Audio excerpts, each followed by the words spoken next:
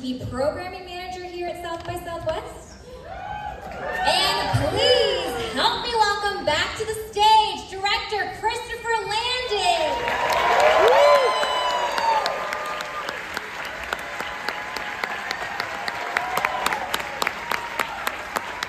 And cast Meghann Fahy.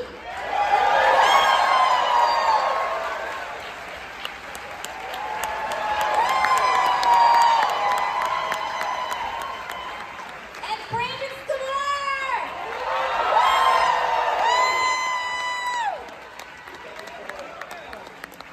He's got a long cord. Can't do to say that about him. Chris, in its narrative structure, this is a classic locked room thriller, but with a modern take. It's essentially about someone being held hostage by the thing we all use the most, our phones.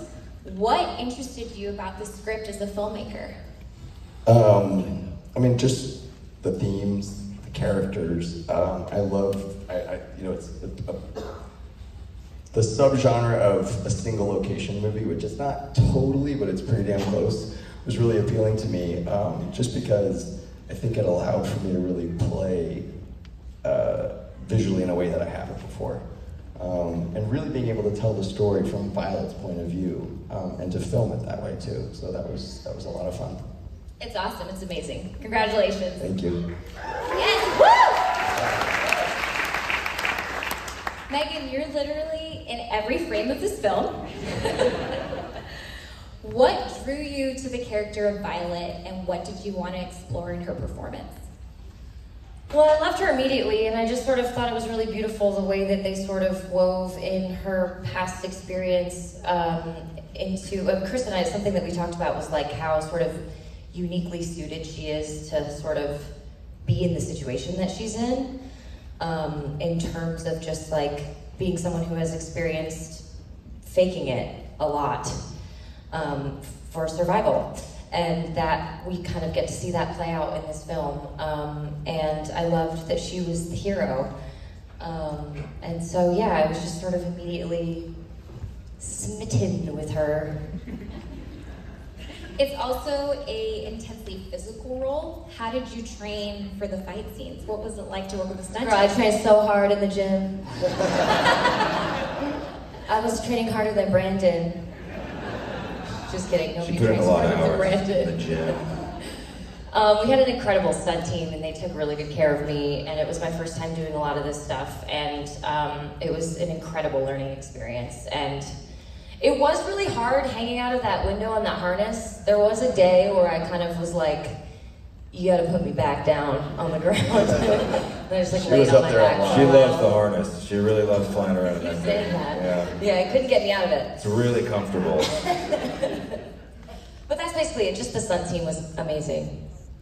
You looked great up there. Thank you. It's I awesome. appreciate that. Brandon, Henry is a character who's watching his date behave in increasingly strange ways. What was it about Henry that interested you? I mean, he's just such a lovely guy, you know. I mean, he really is. And he's kind of like I think if this movie was made, 20, 30 years ago, these roles would have been reversed. And I like that, you know. It's like, it's her movie, it's her, it's that character's disposition when he's there in service of that.